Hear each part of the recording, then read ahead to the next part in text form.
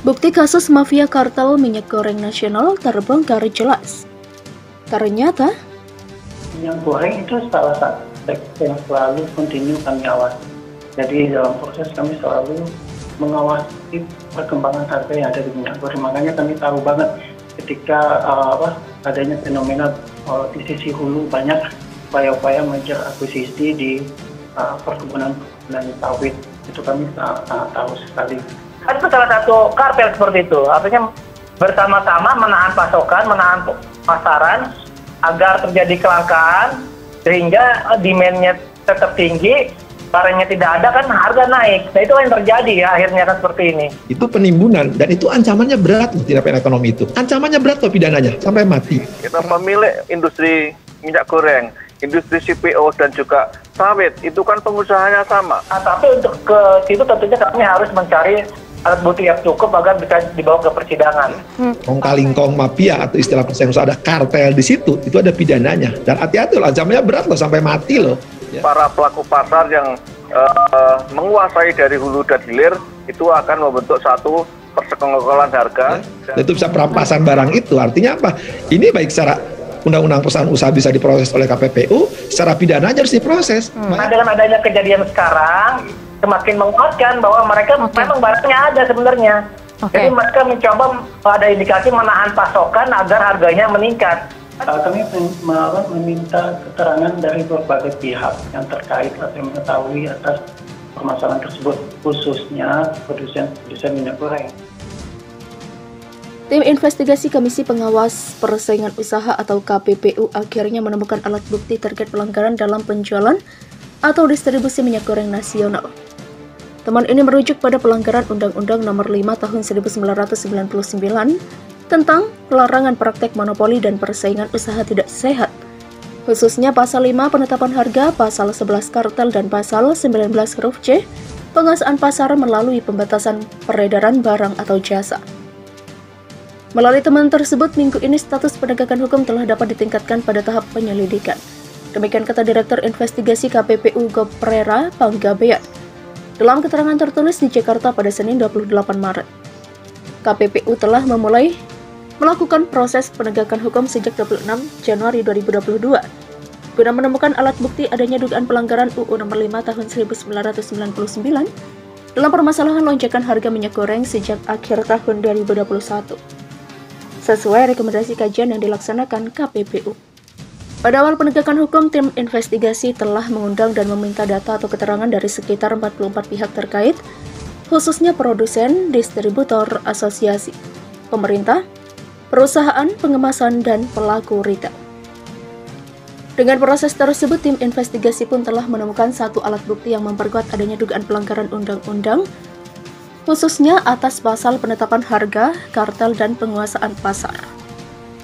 Emak-emak alias ibu-ibu di Indonesia dinilai bisa membuat mafia minyak goreng yang saat ini seperti dikdaya menjadi bertekuk lutut hingga akhirnya bangkrut.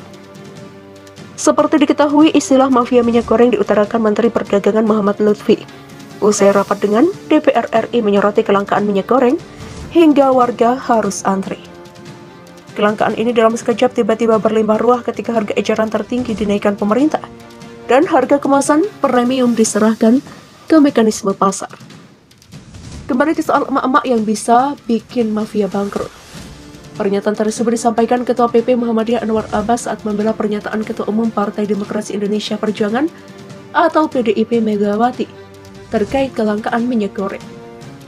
Sebelumnya, pernyataan Mega mengenai yang menyoroti masalah kelangkaan minyak goreng memantik perdebatan di tengah publik. Anwar mengatakan pernyataan Mega apabila ditangkap dengan hati yang jernih dapat menjadi sebuah senjata yang ampuh. Pasalnya, hal tersebut akan bisa memberikan dampak sosial, ekonomi, dan politik yang sensitif. Yang positif. Saya rasa apa yang disampaikan Ibu Megawati tersebut, kalau kita tangkap dengan hati yang jernih, maka dia malah bisa menjadi sebuah senjata yang sangat ampuh. Karena hal tersebut akan bisa menimbulkan dampak sosial, ekonomi, dan politik yang positif, yang luar biasa besarnya. Demikian kata Anwar. Mega sebelumnya mempertanyakan apakah ibu-ibu di Indonesia hanya mengetahui cara memasak dengan menggoreng. Hal itu Mega lontarkan di tengah situasi kelangkaan minyak goreng dan banyak ibu-ibu yang rela mengantri demi bisa membeli minyak goreng. Padahal menurut Mega ada cara memasak lain dalam mengelola bahan makanan, seperti merebus hingga mengukus.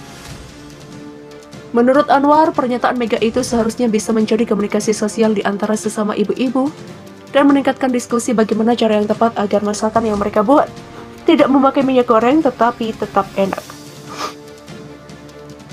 Dari perspektif ekonomi, kalau ibu-ibu bisa menyajikan masakan yang enak kepada keluarganya tanpa digoreng, hal ini akan sangat berdampak pada usaha dari para mafia dan atau para pedagang besar minyak goreng. Sebab dari langkah yang diambil oleh ibu-ibu tersebut telah membuat permintaan terhadap minyak goreng akan menurun secara drastis. Dan bila hal ini berlangsung cukup lama, maka tentu usaha mereka akan bangkrut, demikian imbuhnya. Menurut dia, hal ini bisa mendorong mereka untuk melepas stok minyak goreng yang mereka simpan atau timbun. Sehingga kehidupan ekonomi terutama yang terkait dengan minyak goreng tentu akan kembali normal. Kemudian bila melihat dari perspektif politik, pernyataan Mega tentu akan bisa menciptakan stabilitas kehidupan masyarakat yang baik. Pasalnya mereka bisa kembali hidup dengan tenang. Jadi kesimpulannya, bila ibu-ibu atau emak-emak di negeri ini bisa bersatu, maka mafia minyak goreng dan atau mafia-mafia lainnya tentu akan bisa bertekuk lutut di hadapan kekuatan yang mereka miliki. Demikian jelas Anwar. Sebagai informasi, Mendak Muhammad Lutfi telah mencabut harga eceran tertinggi atau HET minyak goreng yang tercantum dalam Peraturan Menteri Perdagangan Nomor 6 Tahun 2022 tentang HET minyak goreng sawit. Sebelumnya HET minyak goreng curah Rp11.500 per liter, kemasan sederhana Rp13.500 per liter, dan kemasan premium Rp14.000 per liter. Namun dengan pencabutan aturan itu, HET minyak goreng curah kini menjadi Rp14.000 per liter, sedangkan harga kemasan premium diserahkan kepada mekanisme pasar.